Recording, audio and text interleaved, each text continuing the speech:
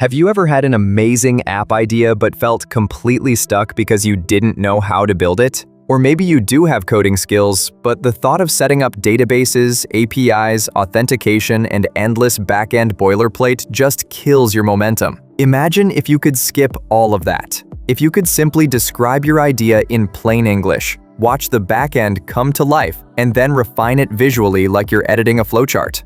That's exactly the promise of VibeFlow.ai. A brand new YC-backed startup that's aiming to redefine how full-stack applications are built. And today, we're going to break it all down. What it is, how it works, why it matters, and of course, the limitations you need to know before diving in. VibeFlow is a platform that lets you build and deploy full-stack web apps using natural language prompts and visual workflows. You start by simply describing your app idea.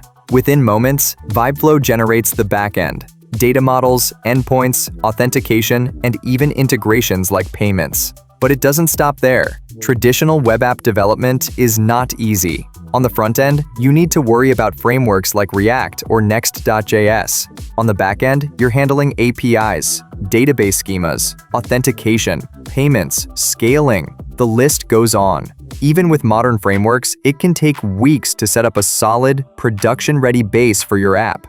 And for non-technical founders, forget it. The barrier to entry is sky high. What makes VibeFlow different from typical no-code tools is that it doesn't lock you into a black box. Instead, it gives you a visual backend editor. Imagine a canvas with nodes and flows, almost like a mind map, where you can see how your data moves, how your APIs connect, and how your logic works. It's like Figma, but for backend logic. Let me walk through. Open your browser and go to VibeFlow.ai. On the homepage, you'll see Try and click the button.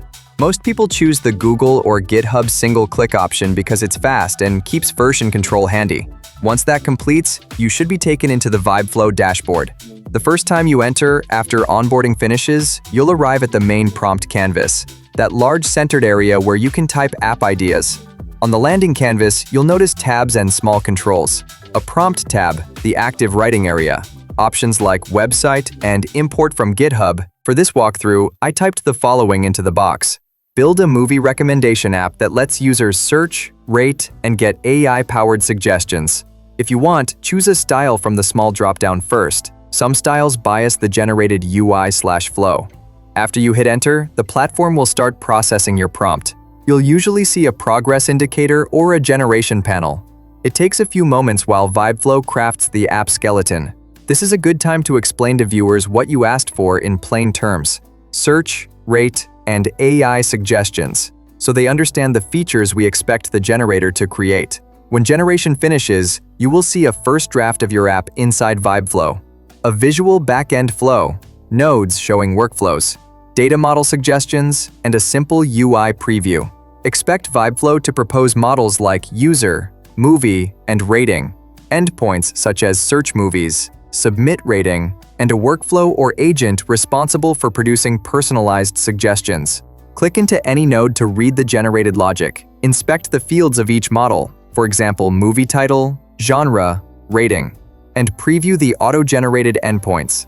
You can click into nodes, adjust details, and refine the workflow until it fits your exact needs. This visual clarity makes it far easier to debug and collaborate, even for teams with non-technical members.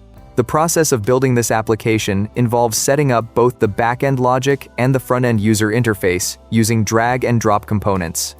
The left side of the screen shows the backend workflow, which consists of different blocks representing various functionalities.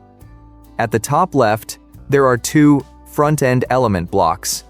These are UI placeholders that will later be connected to the backend to handle user actions, like searching for a movie or submitting a rating. Just to the right of those blocks, there's a Save Movie Rating block, which is meant to store users' ratings in the ratings database table. It's marked as incomplete, indicating that it hasn't been fully set up or connected yet. On the right side of the screen is the preview panel, where the front end of the app is rendered.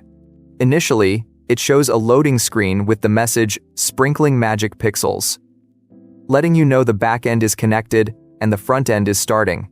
Once it finishes loading, you see the actual UI for the app. The app is branded as VibeFlow.ai and features a clean, modern interface with a search box and a section for showing personalized recommendations.